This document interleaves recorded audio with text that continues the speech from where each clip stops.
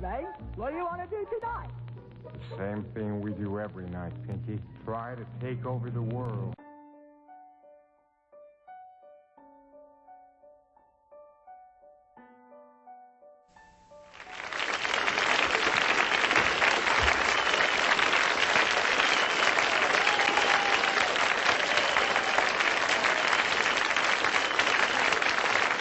Thank you very much. Thank you.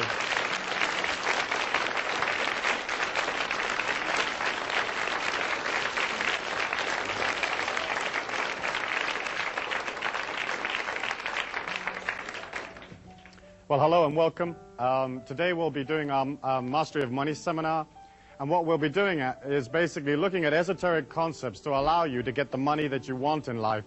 Not necessarily to become millionaires or to become very, very wealthy, but to have enough money to go through the physical plane, to buy those experiences that you need for yourself and for your loved ones, and to feel a sense of it all just coming to you naturally as an outpouring of the love and the creativity that you put out, rather than this whole concept of like working hard and struggling and forcing the whole thing to come about for you. Basically speaking, the way that I handle esoteric money is I teach people to raise their energy. I teach you to become more life force, more power, and then when you do that, people will be pulled to you. People will show up. They're going to crawl over the walls and under the doors, and they're going to lower themselves in through the ceiling, and they will be there. And when they show up, what you have to do is bill them. You have to have a way of billing these people so that you can basically make money, and that means being organized, having a product or a service or something that you can give to these people when they show up in your life. For you to raise your energy and have all these people show up and then you haven't got a way of working it with them, you won't have the abundance, you won't have the creativity, and you won't have an energy pattern that will go all the way. And basically, some of you are going to need lots of money. You're going to need loads and loads of the stuff in order for you to buy those experiences and to create the changes that you hope for yourself. When you look at the physical plane, you can understand that it isn't designed for people to be rich. If we divided all the wealth up in the world among all of the people, okay, in fact, everybody would be millionaires.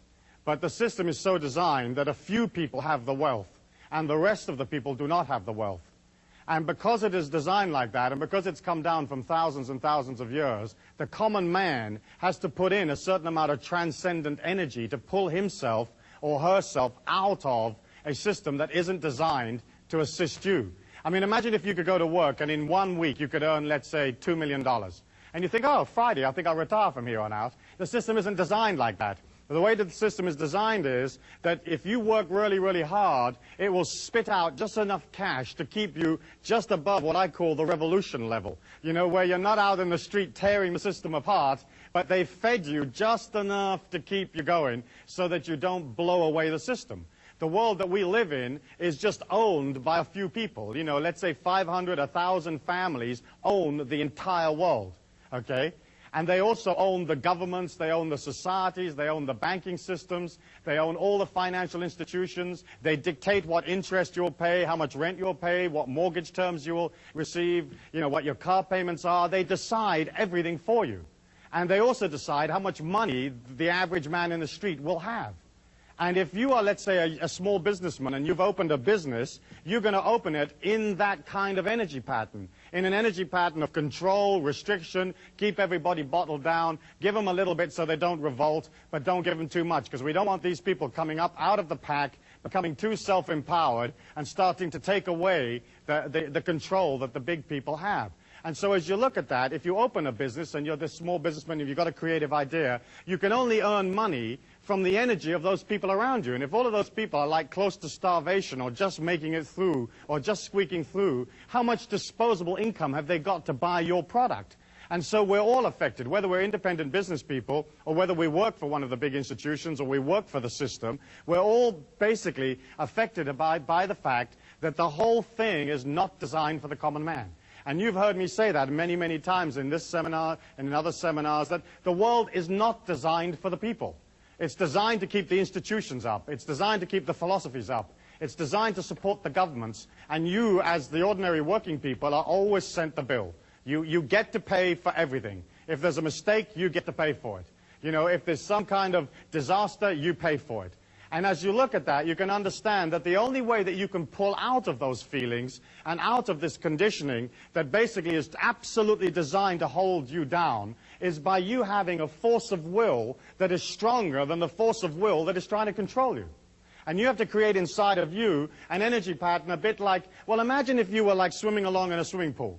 And you're down at the bottom of the swimming pool and you're holding your breath and like Swamp Thing like grabs you by the ankle, you know. How much would you want to swim to the surface?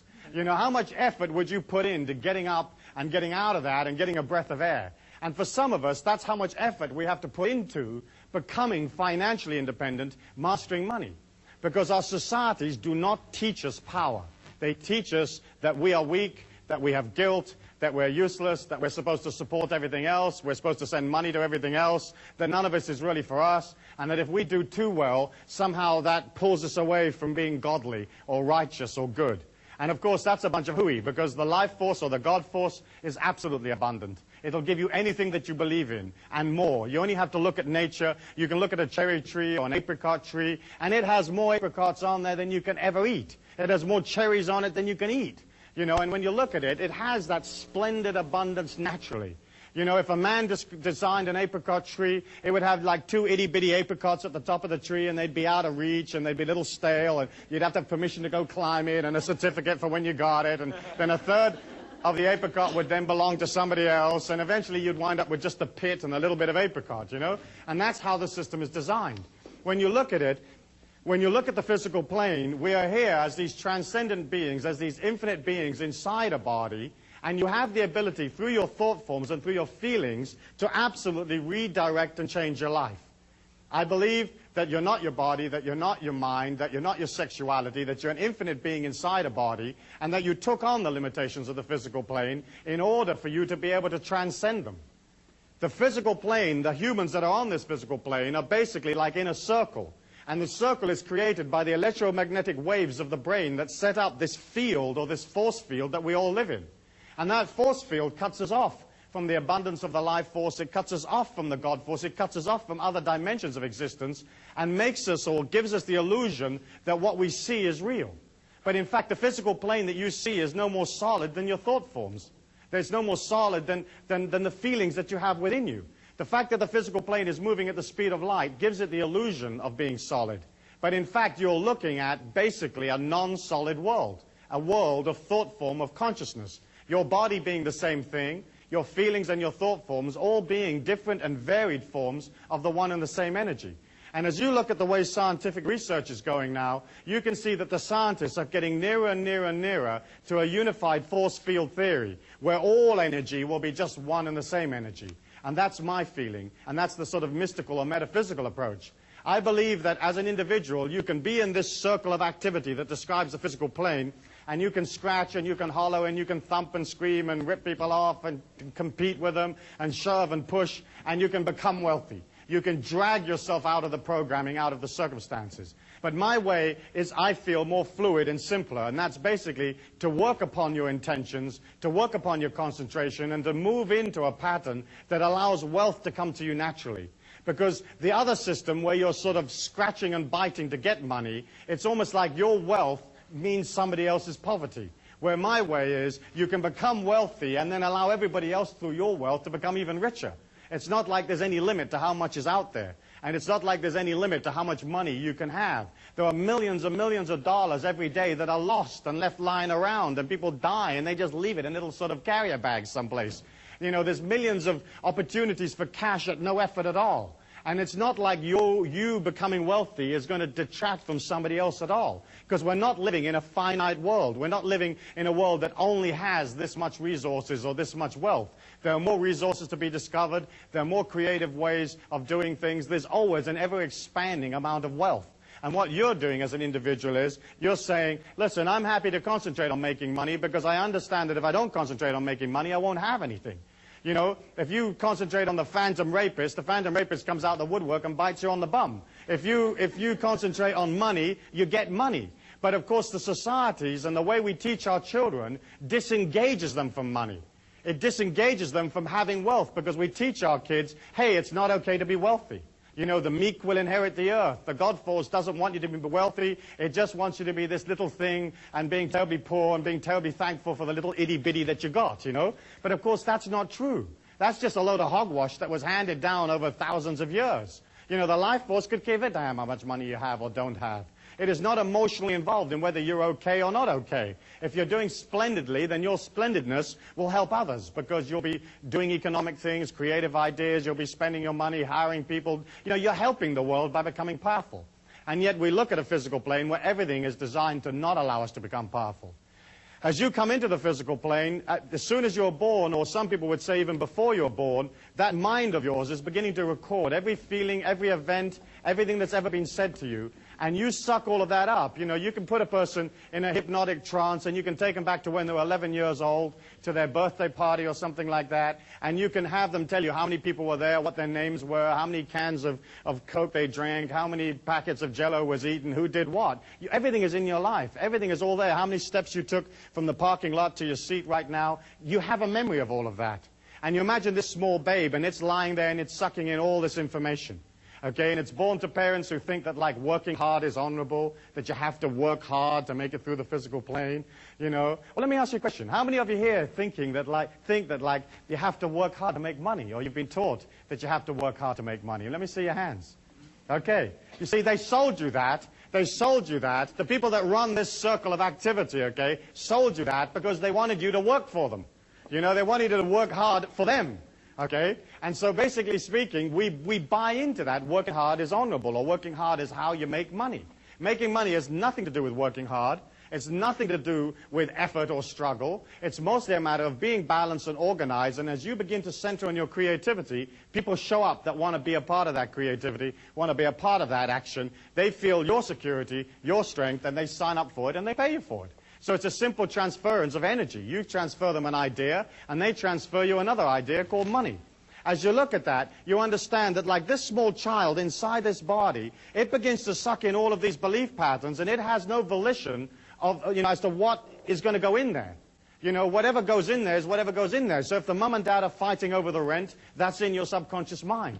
You know, if your mother's into sort of saving and clipping little coupons and there's a big stack of them in the kitchen, again, that's in your mind. Save coupons. There isn't going to be enough to eat. You know, reserve this. You know, eat the leftovers. You know, do this and do that. And I'm not saying you've got to waste stuff as you go through the physical plane, because I don't really agree with that either. But we take on whatever our mum and dad or our father and our mother thought. And, of course, so many of our fathers and mothers came out of a generation when there was a depression, when there was a great amount of difficulty, and so they're not able to express a more transcendent, more fluid understanding of money. Today we live in the largest and most fast-moving capitalist society in the world, and there's millions, there's billions that are moving around at any one given moment. And yet here is this mind that takes on all this sort of stitch in time, save 9, and a penny saved is a penny earned. And we take on that mentality, and then we wonder when, as we go out into the physical plane, as young adults or as teenagers, or we go out into the workforce, we begin to resonate that into the life force. And the life force, or the energy, that the force field that we're in, reflects back to us exactly what we believe, exactly what we put out there, and it gives us back struggle. It gives us back, there's not enough. It gives us back, you know, work for no wages, save your money in case something dreadful happens, do this and defend that, and you know, and if people don't like this or don't like that, sue them for the money or go chase them for the money. But you know, there isn't enough, and that whole energy of like there not being enough and there isn't going to be enough for you to get through is sold to you as a way of disenfranchising and controlling you. Inside this circle, everybody believes life to be real. And the circle is created, as I said, by this electromagnetic energy that leaves your body, which I believe is created by the oscillation of the brain waves. And so as we look in this physical plane, we're looking at a physical plane that deals totally with manipulation, totally with restriction, and totally making sure that you don't come out of the pack. Okay? As you're going through the physical plane, you're taking in everything that you hear, everything that you feel, everything that's ever said to you, and you're also taking in all the rest of the energy. You're taking in energy subliminally. You're taking energy in below your threshold of consciousness that you are not even aware that you're taking it in. And we know from the subliminal tapes that we sell through our catalogs and so on, that the mind has an ability to hear affirmations that are placed 40 decibels below regular earshot. And so we have a track of music that rides up and down, you know, getting louder and softer. And underneath this track of music is a loop tape that runs these very powerful affirmations that are designed to create behavioral change. And as that loop rides up and down with the music, it stays 40 decibels at all times below the music, below the earshot. And we know from our research and the research that's been done in various universities in the United States that the inner mind hears that and accepts it. And yet think of you, you're going through life, and how many sounds and how many feelings and how many opinions are you a part of that are very debilitating, that are very weakening, that you may not have chosen, but that became a part of your mind, Like you'd be at the supermarket, and like somebody in two lines or two aisles further over to the right might sort of pick up a can of beans and go, oh, look at the price of those beans, the world's falling apart, bong. And that would enter your mind if it was 40 decibels below your regular earshot.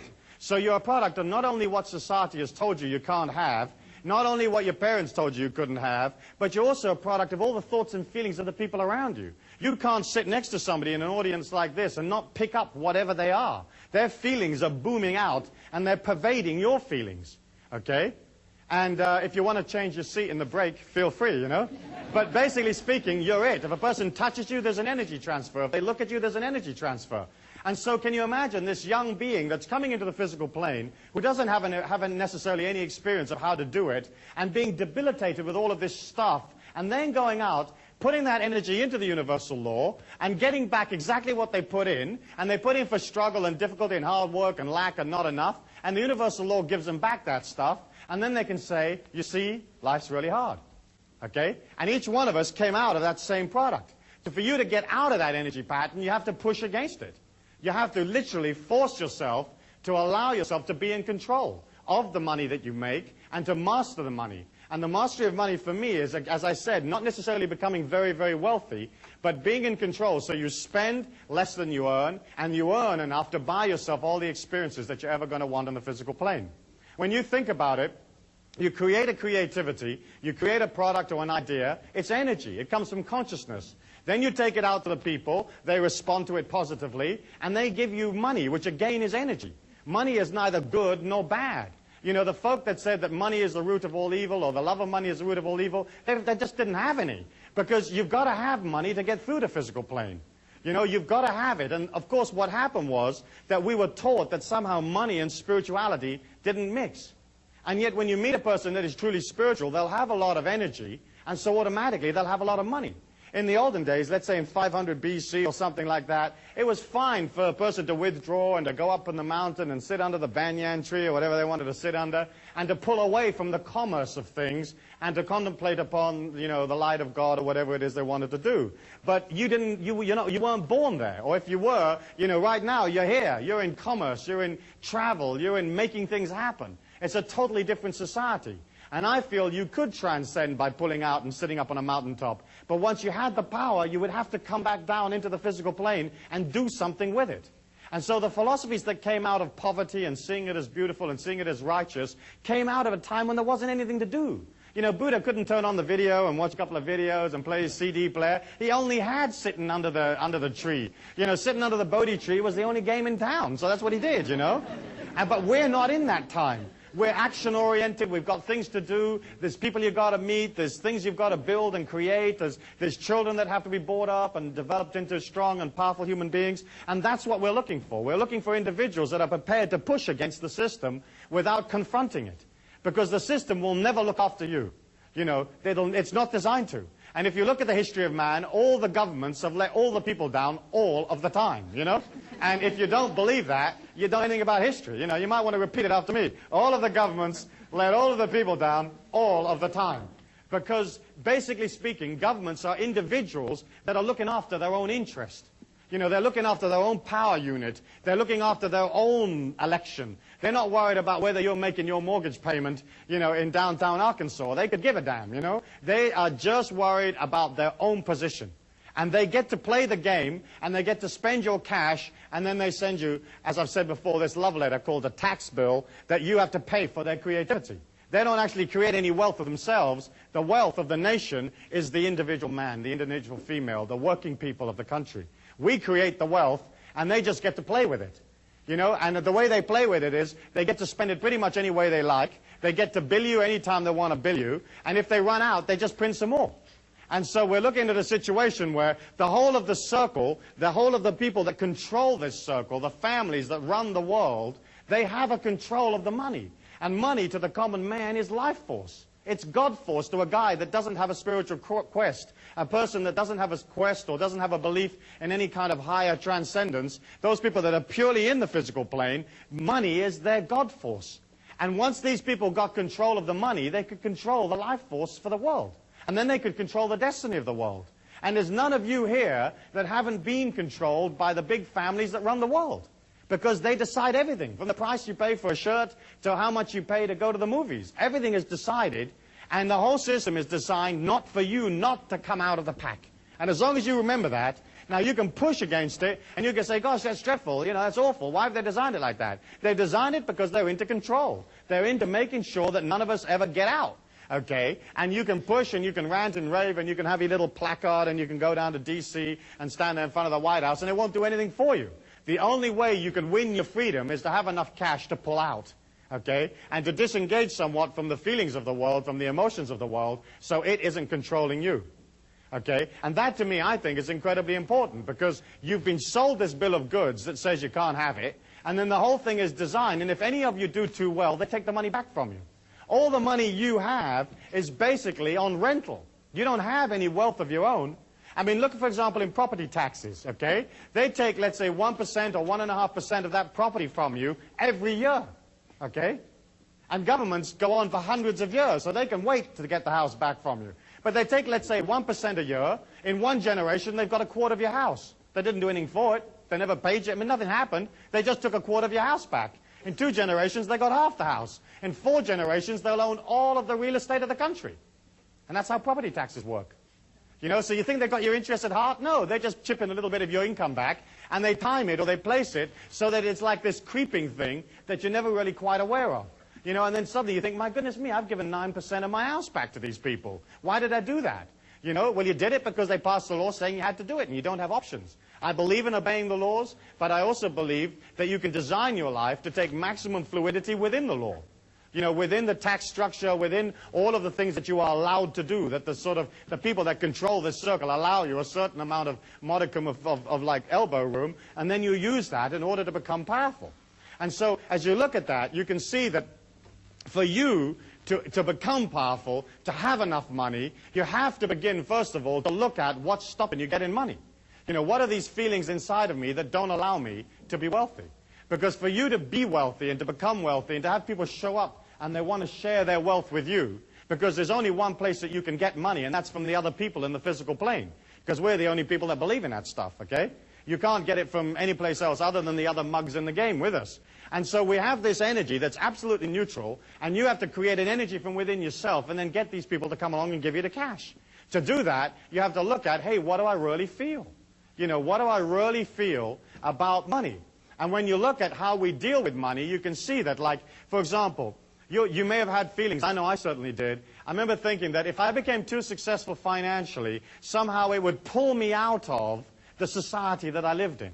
You know? Like, if I do too well, I might have to leave this ghetto, you know, that kind of feeling, you know? Or if I do too well, all my friends won't like me anymore. You know, or if I do too well, it may not be as loving or as strong as God might want for me, you know, because I bought into the fact that God wanted me to be poor, you know. And so as you look at that, you can see that, like, we have hundreds of these limitations. I mean, thousands of them. You know, stitch in time saves 9. You know, there's one. You know, what does that mean, for goodness sake, you know? If the thing tears, chuck it away and buy another one. What are you doing all the stitching for? I mean, who's got time to do stitching and stuff, you know? Oh, stitch. You know, I mean, you get another. It's as simple as that. But we buy that. We buy, for example, things like women are no good at figures, you know, like they're no good at mathematics. That means that somehow or other they're not going to make so much money. And, of course, women are just as good as anybody else with mathematics. You only need an $8 calculator. You can work it up to $10 billion, you know. And I do a lot of business with females, and we travel all over the world, and we use a lot of feminine talent in various areas, and they know how to charge, and, you know, they know how to make it work. I mean, it's simple. It's like, well, here's $1,000, lady, and here's $20,000. Which would you like to have, you know? I mean, it's obvious. You don't have to be brilliant to figure that one out. And so, you know, we buy that stuff. We buy that stuff. We buy, like, getting inside the little circle, getting in the corporation, and taking what they eke out for us, you know? There are other types of limitations that deal with like religious beliefs, you know, where if you're not, you know, you're not holy if you're rich or that kind of thing. And then, of course, we have all the limitations that deal with, well, if I do too well, you know, nobody will like me. If I do too well, it'll be such a responsibility looking after all this cash. You know, how the heck am I going to figure out what to do with all of this money? You know, if I do too well, you know, it will cause me problems. I'll have all these responsibilities. I'll have to defend it and so on. And we buy that stuff. Philosophical limitations about your relationship to money. You know, spiritual limitations of one kind or another. Sexual limitations. You know, maybe if you're a minority, you may feel that in this society you don't have the ability to do as well as the people that are in the majority. Like as if the God force of the money knows what the color of your skin is, you know, and thinks, oh, I'm going to give this guy a hard time because he's different or something like that. And as you look at that, you can see that all of the people out there in a society or in a circle that is not designed for them to do well with anyway, and all of the belief patterns they've got and all of the limitations, you can see that, like, you can understand why the people aren't rich. You know, why they never make any cash. Let me ask you for one or two of, like, those standard limitations that we're all a part of, those limitations that are so much a part of our culture. Perhaps you might like to kind of wander around and pick up a few for me. Great. Stuart, there's one my mum always used to say, you've got to save for a rainy day. Absolutely. And if you save for a rainy day, of course it rains, you know, it has to. Because that energy of putting in the negativity pulls to you the rainy day. You know, the very fact that you believe you're going to be a part of a disaster means the disaster will happen. And if you put a whole bunch of dry food in a hole in the ground, you know, because of that energy of defending yourself, you mount 2 machine guns on the roof, you put your granny there defending the house, defending the street, then what happens is that energy pulls to you the disaster because of the negativity that you're putting out. And if you put this dry food in the ground, something will happen, and this moose will come along and it'll do itself on its food, on your food, and there goes your stash or there goes your stock. You know, let me ask you for some others. If you have any money, don't tell anybody. Yeah, if you have any money, don't tell anybody, because some reason or other that's going to either make them angry or jealous, or they're going to come around and try to take it from you. Of course, that's a load of nonsense. If you're wealthy, you just feel wealthy. I think you don't want to be brash about your wealth and sort of showy or too showy, but you got to spend it. There's absolutely no point in having money if you don't get rid of it. The whole point of it is to keep it moving and keep it flowing. Money, of course, is like manure. If you pile it all up in one place, it stinks. If you spread it around, it makes things grow. Right?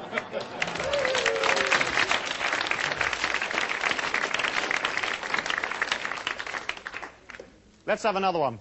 It's easier to get a camel through the eye of the needle than a rich man into heaven. Right, that's a standard one. And, of course, the eye of the needle, I believe, was it not the gate of Jerusalem? And to get a camel through the gate of Jerusalem wasn't a big deal. And if the camel was a bit stubborn, you just had the camel over here, and you take a bucket full of the camel's lunch, and you put it on the other side of the gate, and you go, hither, hither, camel, and it comes along. Because that's how they talk in biblical times, hither, hither.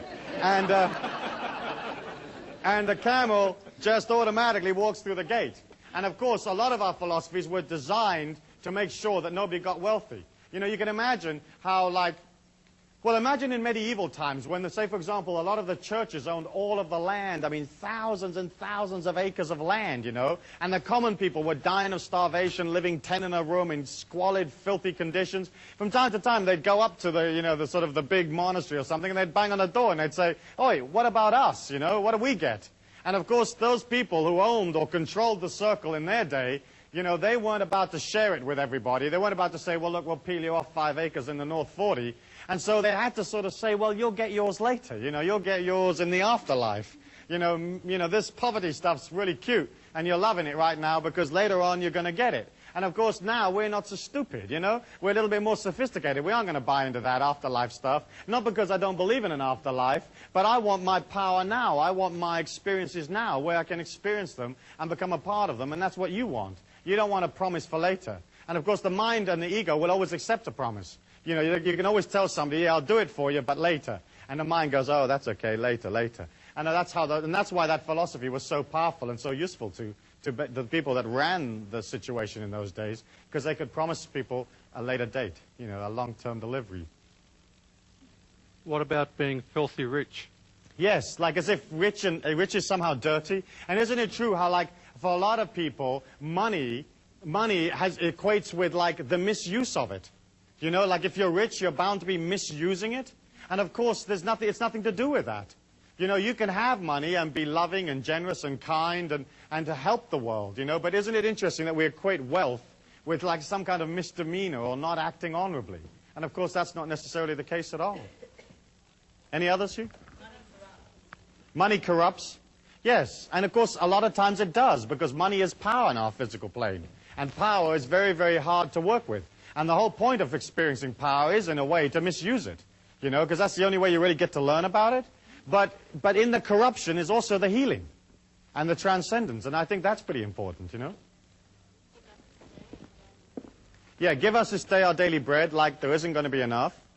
Okay? Like this little bit's coming up. It's like welfare. Here's your little welfare. Any others? Money can't buy you love. Yes, money can't buy you love. But in fact, yes, it can. Okay? Definitely. But the fact is, of course, that the way you get love is to express love. You know, and it's nothing to do with money. It's absolutely nothing to do with money. In fact, money can buy you love, push to shove. But basically speaking, it's only a matter of expressing a loving attitude, and love will come to you anyway. Any others? Yes. Can we have a positive one? Money makes the world go round. Money makes the world go round, and of course it doesn't. The world spins automatically of its own. Yeah, save for emergencies. Okay, that's the same thing as was said before, where you're waiting for the emergency to come. Beautiful people are rich.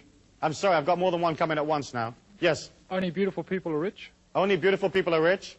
That's not so true. I know a lot of ugly millionaires. Yeah. But you see how all of that stuff became so important, you know, and all of that stuff became a part of our culture and a part of the way that we treat money. And of course, what you have to do now is to begin to resonate a powerful intention for your whole trip about money. Because when a person permeates that negativity or that weakness inside of you, because it is already there in your mind, there has to be an acceptance. You know, you have to accept that. If you're standing next to somebody in the supermarket and they're projecting lack, if you have lack inside your mind, you actually enhance or increase the lack that you have. Okay? The only way you can come out of power is to not have it in your mind, or to have this forward projection of energy, this expanding energy that feels, yes, I can, yes, I will, I have it all around me, this is a flowing situation, and there's no problem with the amount of money that's going to come to me in my life. When you resonate your feelings, they change moment by moment as to what you feel about yourself. If you feel negative, you begin to create inside of you a feeling that pulls energy to it in a kind of imploding or coming in parabola of energy or curve of energy. And negativity has a way of resonating, so it sucks other feelings towards it. So if you're negative, you'll pull to you somebody else that is equally negative. If you're negative, you'll pull to yourself energy patterns that are disastrous or tend to fall about. And at the top of the curve, you know, it's just little niggly things that go wrong. You know, the car won't start, and this happens, and the handle comes off the bathroom door, that kind of stuff. But then bit by bit, as you begin to resonate the negativity after a long period of time, then suddenly the whole energy pattern begins to break up around you, and the whole thing drops on your head and collapses on top of you. You know, whether it's a financial collapse, or whether it's a collapse of your physical body, or collapse of a relationship or some situation, it's because through the negativity, you pull that to you. And by pulling it to you, you suck from the physical plane, and you suck only those parts that are congruent to you. If you imagine yourself walking along in this bubble of energy, okay, all of life is coming at you at the speed of light.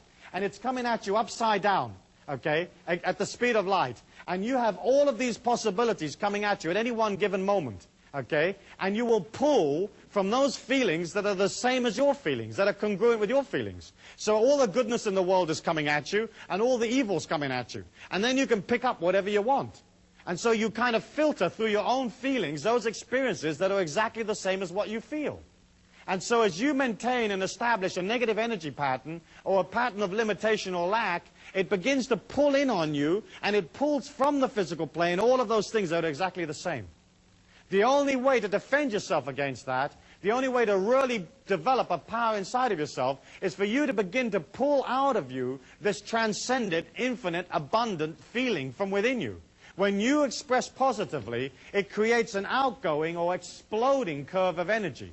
It's like this outgoing feeling. Not only is it warm, is it fresh, is it loving, but it inspires people because it's pure life force. It's pure confidence. And it's not like sort of confidence that you wear on your sleeve, which is real sort of pushy type of confidence, but it's basically confidence of feeling everything's okay. And as you resonate that energy outwards, the more and more power that you put out into the world, the more you allow that infinity and that abundance to come from your feelings, the less the negativity of the other people pulls you down.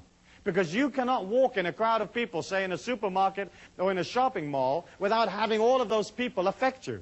And you've all experienced it, where you've got out of a car and you've walked into a mall and you've only walked like maybe 100 yards or 200 yards and you bought like a can of something and you walk back to your car and you're absolutely exhausted. You know, have you had that experience? Right. And it's because what happens is as you walk through that mall, your feelings are resonating around you and everybody else is literally taking a bit of that energy from you. Every time they have eye contact with you, every time they touch you, every time they pass you, a part of you leaves with them. Unless you're resonating this everlasting supply from within yourself and resonating it powerfully and strongly, then what happens is you get into the habit of holding your energy, holding that power to yourself. And it's the same way, again, with money. If you feel confident about it, it begins to be there. It's like natural. But you can't come from like way down here in a state of, let's say, limitation and poverty to something up here where you're walking with or a part of absolute abundance. You know, if you resonate poor feelings, you have to stay poor because universal law's got to reflect that. And so the name of the game as you begin to master money is one, allow yourself the patience to go beyond the old stuff, the old garbage, and two, begin to resonate in your feelings the abundance that you're a part of.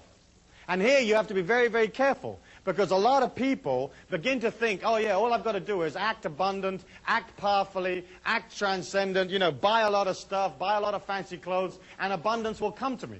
In fact, what you've got to do is you've got to begin to see abundance in those things that you actually have.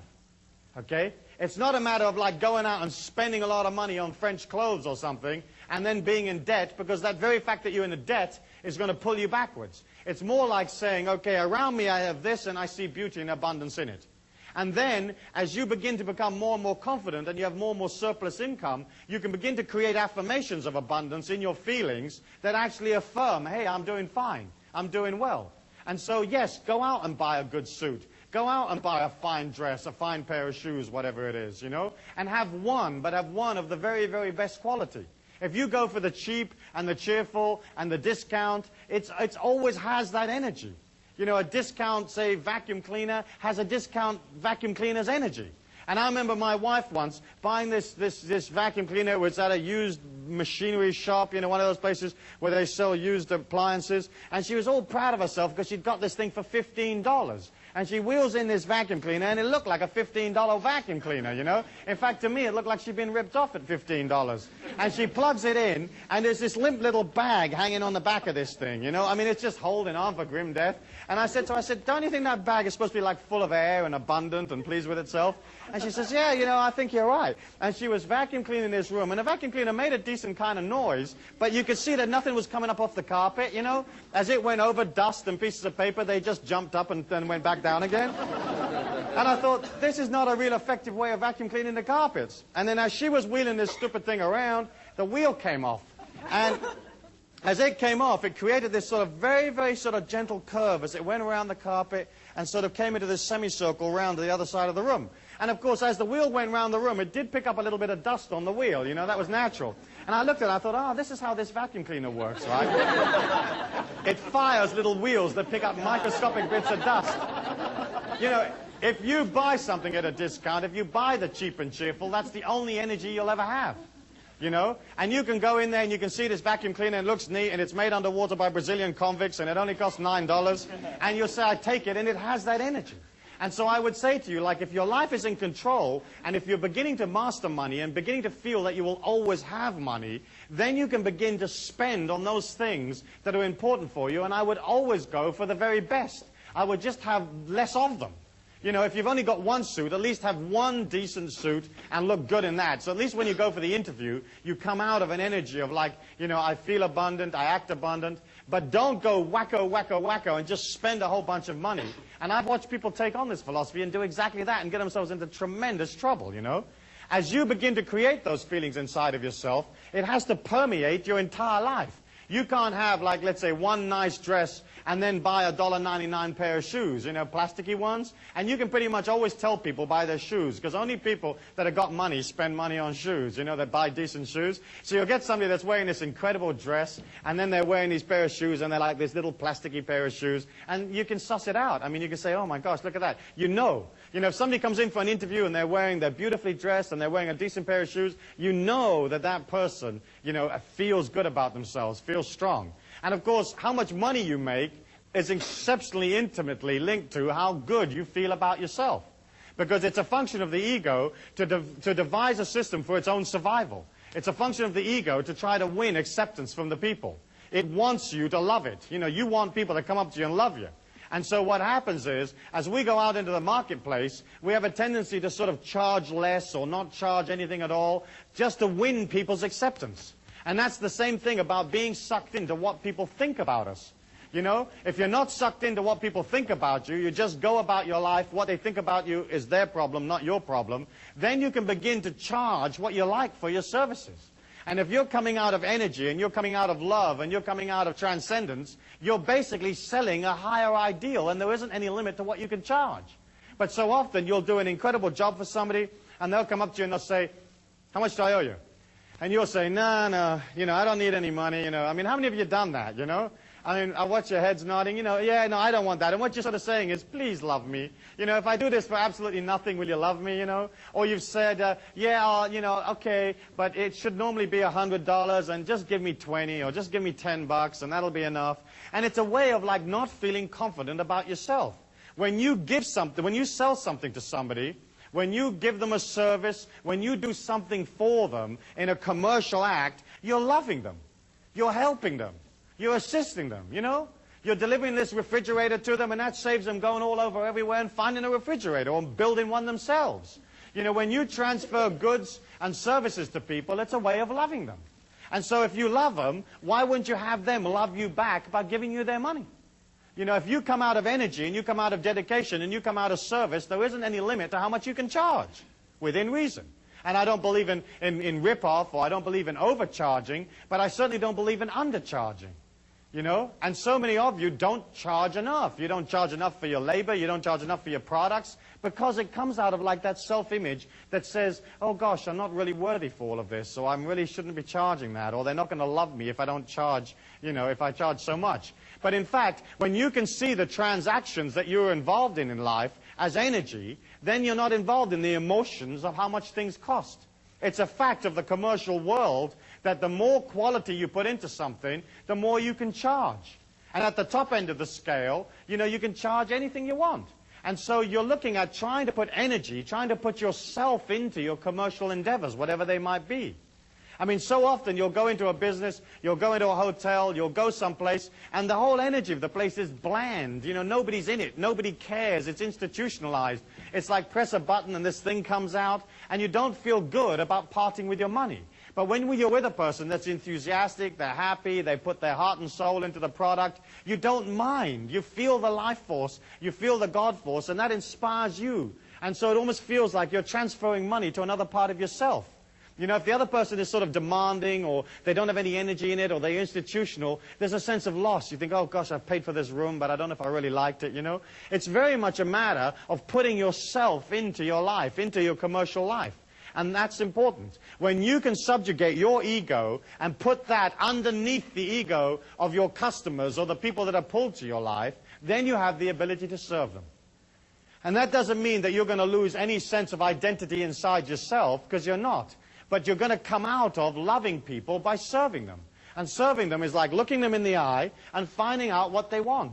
You've got to remember that you're dealing with a person who's maybe scared or lonely, or their body aches, or they have a need, or they need friendship or company, or whatever they've come up for. Because what they've showed up for in your life may not necessarily be the product. You know, it may be some totally different reason. They've come around for healing of one kind or another. And if you can put yourself underneath them, then what happens is they feel your support. And there isn't a person out there that doesn't want to be supported, that doesn't want to feel more secure, because the name of the game out there is basically feeling insecure, feeling scared, feeling fearful about the fact that you don't necessarily control life. And so there you are, you're this confident, smiling, heroic being, and you get up underneath the person and you come out of service. I'll never forget an incident that happened to me in Washington, D.C., where I was going into a seminar, and there was a young waiter there, and he just happened to come up to me and said, in the hotel, he said, "What is the secret of tips?" And I said to him, the secret of tips is to get underneath the customers, you know, to get underneath and really serve them. And he said, "Well, what do you mean by that?" And I said, what I mean is that for the time it takes you to serve this person and to be with them, you'll subjugate your ego for their needs, absolutely. And so rather than coming out of like thought forms of, oh gosh, when does this shift end? And look at this guy, I really don't like the way he's dressed. And oh goodness me, he's asked me for some more peanuts. And oh goodness me, I'm rushing about. What you're doing is you're coming out of, how can I help you, sir? What can I do for you? You know, would you like ice? Would you like lemon? What would you like? You know, would you like it on this side of the glass or that side of the glass? You know, would you like another pillow, another cushion? What can I get for your lady wife? What would she like? You know, there isn't anything while you're in my care that I won't do for you, you know. You want me to take your canary for a walk while you're having a drink? No problems, you know. And I left this young waiter with this information about coming out of loving them and serving them. And I went off and did my seminar. And when I came back from the seminar, he came up to me and he says, "This is totally fantastic." He said, "I've never had a day like this ever in all the time that I've been a waiter here in this hotel. And the previous record for tips in one shift for me was $42. And in this particular shift, I earned $160 in tips for the very first time." So this young man had quadrupled his tips by just serving. And isn't it true, as you go out there, you'll find mediocre restaurants, mediocre hotels, mediocre airlines, mediocre everything. You know, you walk in the door and they can't even be bothered with you. They're not organized. They're not interested in what you want. You know, and you get this feeling of like, hey, I'm not a customer, I'm not a person. And you don't buy, or you limit the amount you will buy. And you don't feel this expansion and this power inside of you.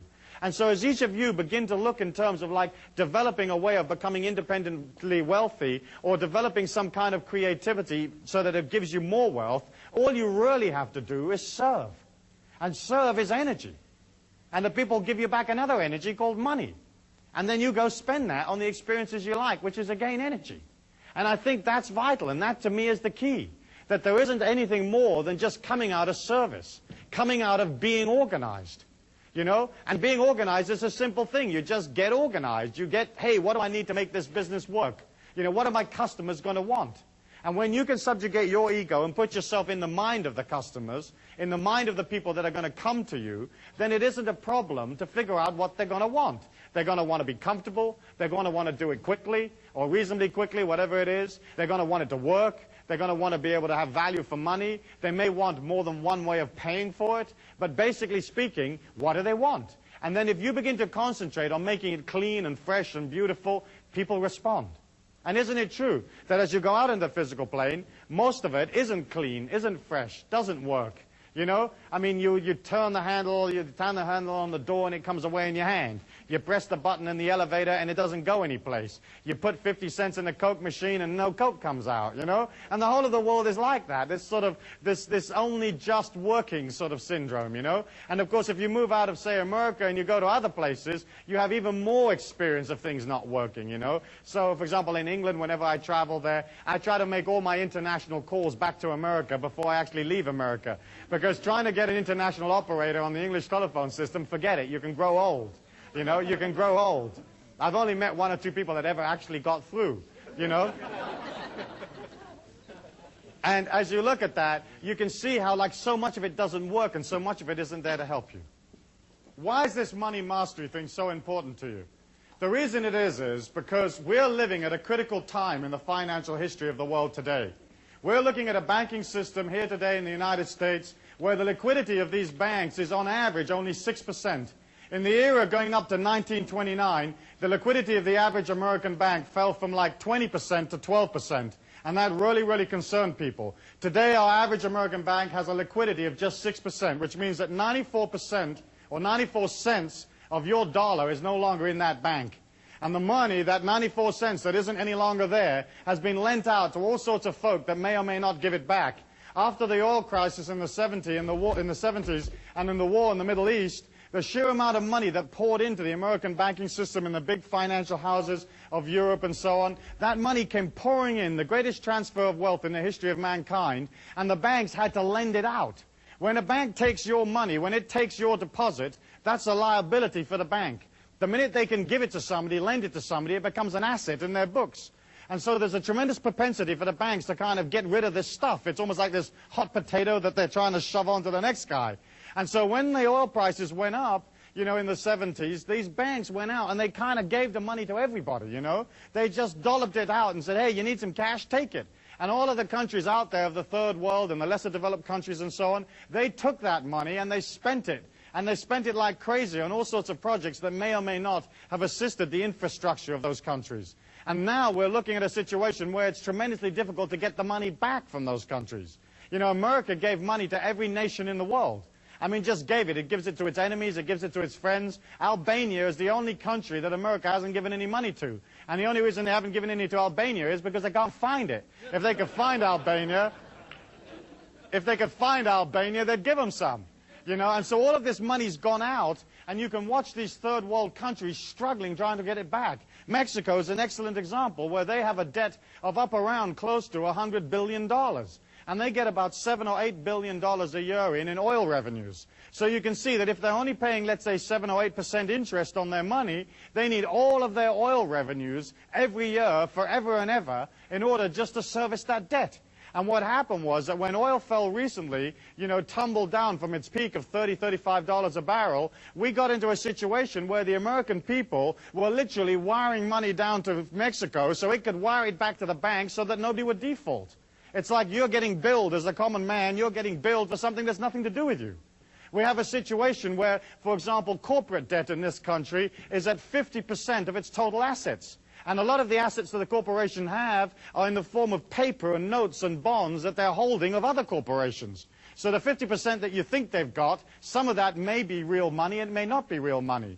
The government has basically continued to print money like crazy in order to try to keep the system up. After 1946, all the major trading nations agreed to come off the gold standard, which meant that all of a sudden money didn't have to be real anymore, because in the olden days a dollar bill was a receipt for some gold someplace. And in theory you could walk up and you could say, hey, you know, I want my gold, you know, or I want to look at my dollar bill, or whatever it is you do when you go around the bank.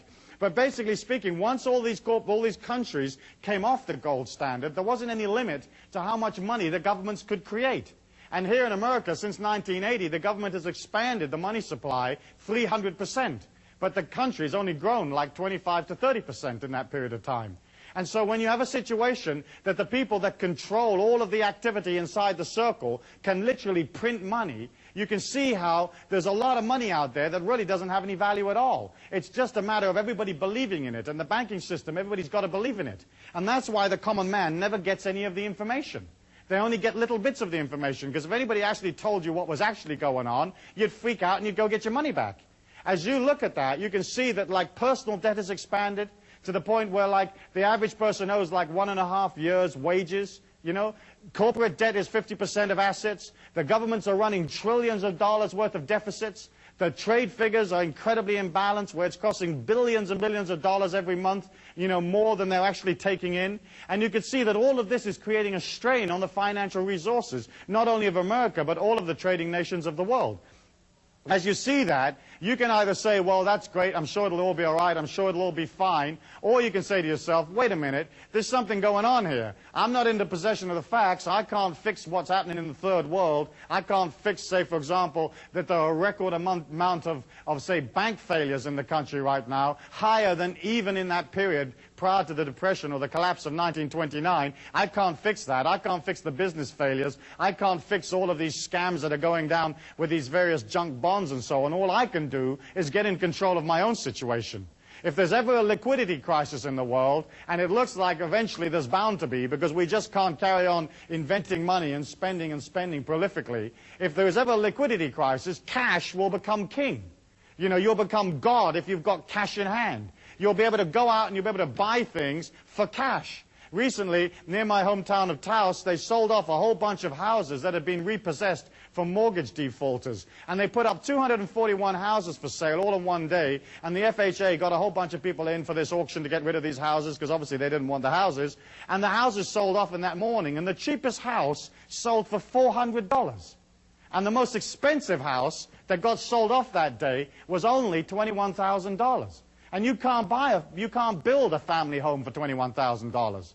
So you can see that if there's ever a cash crunch or there's ever a difficulty, if you have cash and you're liquid, you'll be in a position whereby you'll be able to go buy things that you've always wanted at half the price, a quarter of the price. You'll be in a situation of being empowered.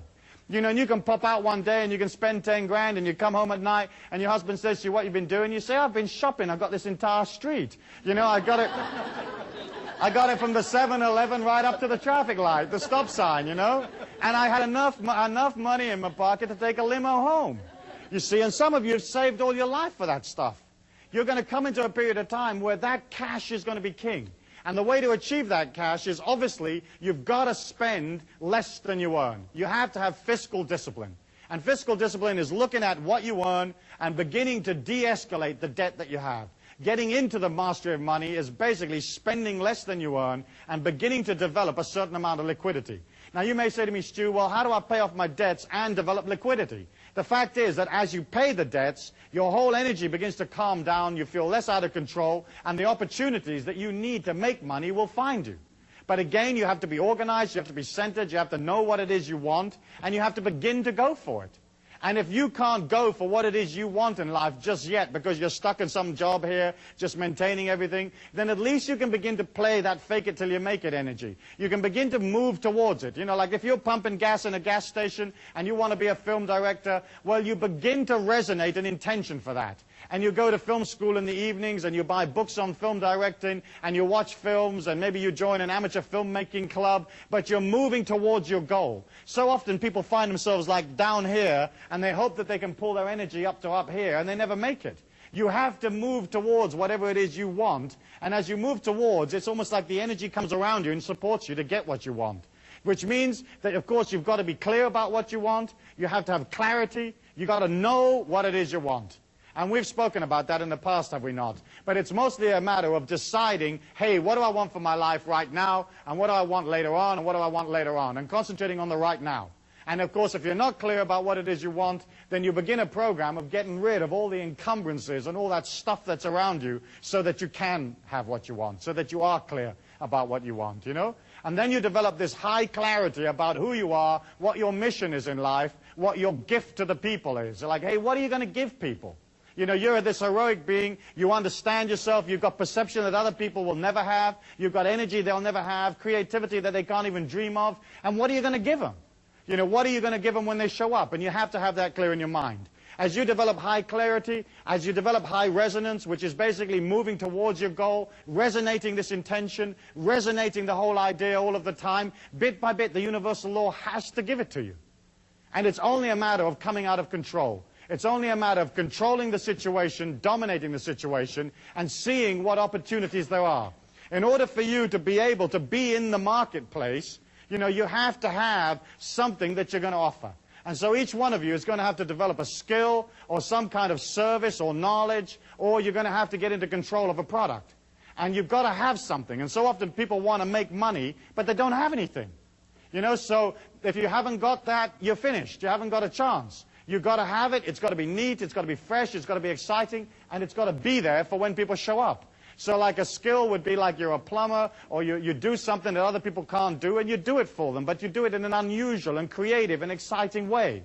You know, and you roll up at the front door and you're in this big polystyrene bubble, you know, that looks like a sort of a spanner or something. People say, what are you? You say, I'm the plumber, and it's musical, and up comes a little hat, you know, and they think, oh, this is incredibly interesting. This is really different. Most plumbers show up in, you know, oily overalls, grumbling and moaning about how lousy plumbing is. And this guy shows up in his chicken outfit or whatever it is, you know. I always had this idea of a loan package where you'd get all the details of the loan you wanted when you went to the bank, and it was this incredibly beautiful loan package, and then you would train these 3 canaries to sing, and when you open up the loan package, the canaries would go, give us the loan, give us the loan, give us the loan. You know, well, imagine the bank looking at you and you telling them, hey, listen, what I want to do is open this flea circus. And by the way, here's these 3 canaries that we've taught to say, give us the loan, give us the loan. You know, it's like the bank would understand you. They may not lend you the money, but they would understand the creativity there. So as you decide that, you've got to either have something that the rest of the world hasn't got, which is a skill, or you've got to have some kind of knowledge. And we live in the most powerful, most information-conscious world that there's ever been. And there are 4.9 billion people out there, and they all want to know something. You know, they want to do the courses. They want to get slim. They want to be more beautiful. They want to be more protected. They want to learn to do acupuncture for canaries or whatever they want to learn to do. And you can say, well, I happen to have this incredible course that you can do. And in fact, information transfer is now one of the major industries in the world. And so all you've got to do is either have the information or acquire it, and then begin to figure out how to transfer it to other people. Of course, if you happen to be, say, for example, a lawyer, then the information you can impart, you have to do one-to-one. I personally prefer information transfer where you can get a lot of information out to a lot of people without being there personally yourself. So there's videos and tapes and books and 1,001 other ways of you transferring information to people. But if you have that information, people will pay you. And the reason they'll pay you is because they haven't got time to learn everything themselves. They haven't got time to do it all themselves. They want you to come along and tell them, hey, how's it done? So you've got the possibility of a skill, you've got the possibility of a service or knowledge, or you've got a possibility of a product. And of course, the product is by far and away the easiest way of making money, usually. Because there isn't usually any limit to how many products you can manufacture, ship, and get paid for. You know, knowledge has its limitations in many ways. A skill or a service has its limitations because you have to show up personally and do it. But a product has that incredible neatness that if it works for 10, it'll work for 100, it'll work for 5 million. And, you know, I've heard stories of people that have started companies that have literally made $40 million in the first 9 months of the company. And they had a good product. And they got a lot of people excited about the product. And they got them selling this product to other people, serving the community, giving them this stuff. And they generated 40 million in 9 months from a standing start. So if you have something that is a product, you're in a position to transfer that to other human beings and get paid for it. I think the important thing to remember about a product is that it has to be something that you love, that you live and breathe.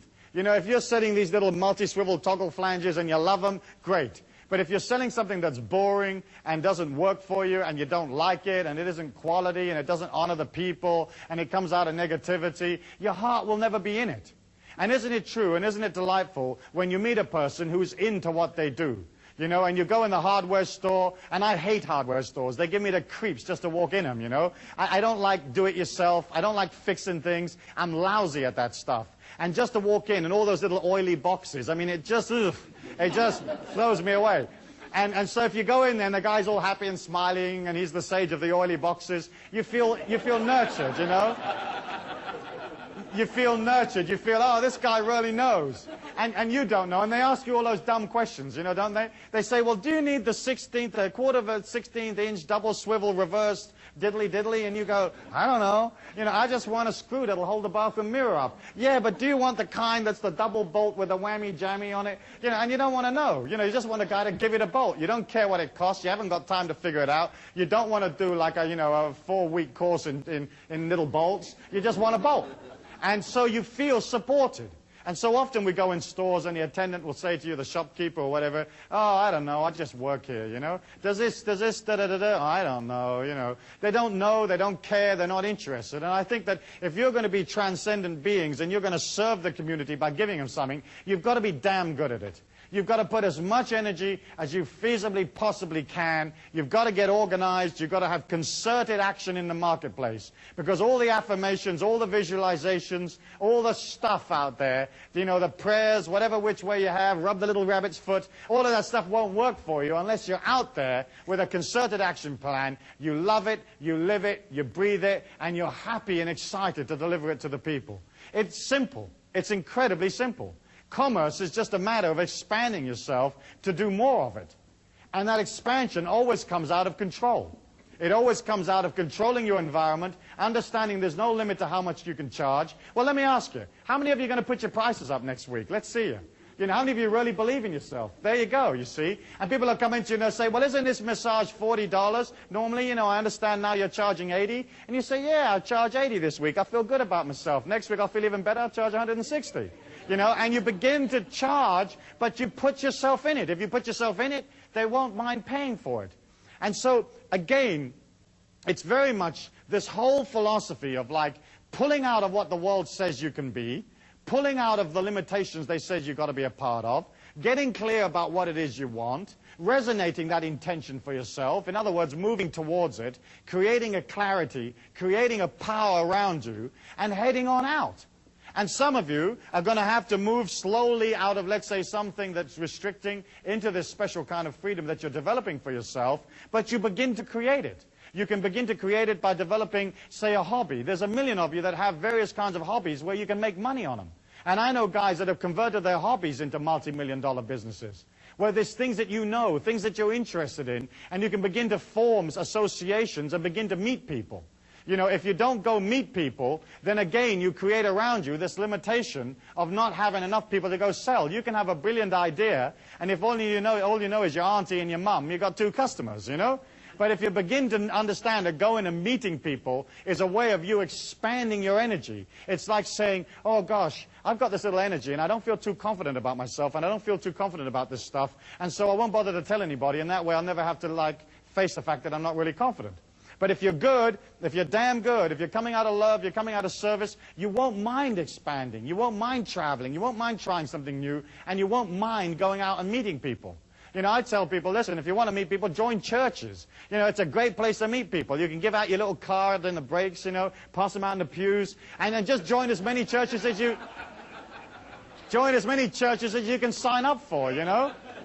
I mean, you join a Muslim church, and then you go to the synagogue on Saturday, join a couple of Christian churches on Sunday, especially those sort of open, positive, New Agey type of Christian churches, you know, and then Monday you can get into some kind of wacko cult, you know, and you join them on a Monday when they have their services, and you just surreptitiously are passing out your cards, but people get to know you.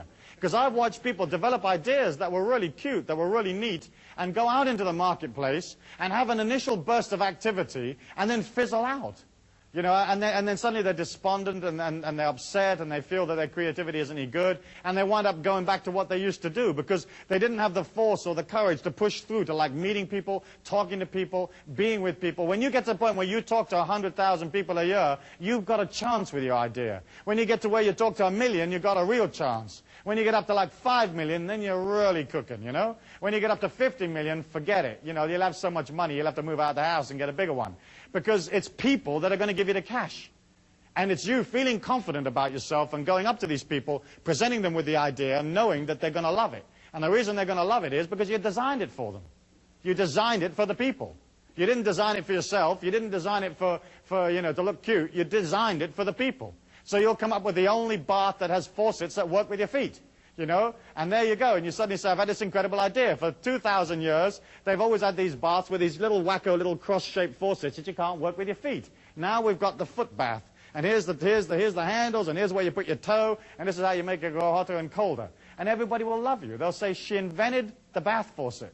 She made it something, because you don't have to do anything really different. You know, you don't have to come up with some incredible laser-operated sandwich-making machine. All you got to do is come up with something slightly different. You know, and you've heard me talk about the pizza parlor, where like you can be one pizza parlor in an entire society of pizza parlors, where there's 17 in the street. But you could still make that pizza parlor so interesting that everybody's breaking their neck to come, you know? And there you are, you've got your pizza parlor, and you've dug this big hole in the middle of it, and you've got, let's say, like a 20-foot drop and some alligators in there, you know? And then you build this rickety little bridge from the front door of the pizza parlor to where the cash register is, where people order, you know? And you make this bridge so that it kind of wobbles a bit. You know, and people say, well, isn't it dangerous? And you say, yeah, we lose a few, but they're hungry. When they get on the other side of this bridge, these people want the pizza, you know? They want that stuff. And the alligators, is folk drive from miles around to see these alligators. And then we're going to put a waterfall off the roof. And they're going to get a little wet coming in. But once they're in here, they've got to stay for half an hour to dry themselves out. So we'll be in this street, we'll have this waterfall off the front of the pizza, we'll have this big hole with some alligators in it, little rickety bridge, and the people will feel excited. They'll feel a sense of achievement of making it across, you know, especially the older ones, you know. And they'll feel good about it, and they buy pizza. And that's all you got to do, and a pizza could be totally revolting. But they're going to buy it. In fact, if you're coming out of transcendent, you're coming out of heroic, you love yourself, you're going to put everything you can in that damn pizza. And you're going to make that thing wonderful. And so what you're looking at here is you're not looking at like developing some incredible plan or going to some business school necessarily. You're just looking at a shift in consciousness, a shift in dedication, understanding it's fine for you to be wealthy, understanding that you're infinite and there's no limit to how much wealth you can create for yourself. Okay? You're going to get clear about what it is you want. You're going to resonate that intention. You're going to play fake it till you make it. Whether you got it or not, you're going to move towards it no matter what. You're not going to let yourself get out of control and start spending a whole bunch of money you haven't got. Okay? You're going to allow yourself that power and that energy at all times, moving towards it, clear, resonating it, having it, being original, and more than anything else, you're going to love yourself by charging enough, okay, by giving yourself time, having patience, and you're going to love the people that are pulled to you by serving them. And if you can come out of that love and that caring for people, putting your ego aside for their needs, your life and your business and your families will be swamped. You'll be swamped. You won't be able to handle the amount of people that show up. And as that happens, you'll have a way of billing them because you'll be organized and you will develop wealth. And suddenly you move out of struggle into a natural understanding and a natural flow. And that's how it was always meant to be. Life was only ever meant to be this gentle walk through a valley on a sunny day. It was never meant to be this incredible struggle, this incredible effort. And each one of you has that as a heritage, and each one of you can put that into your life right here and now, today. Thank you very much.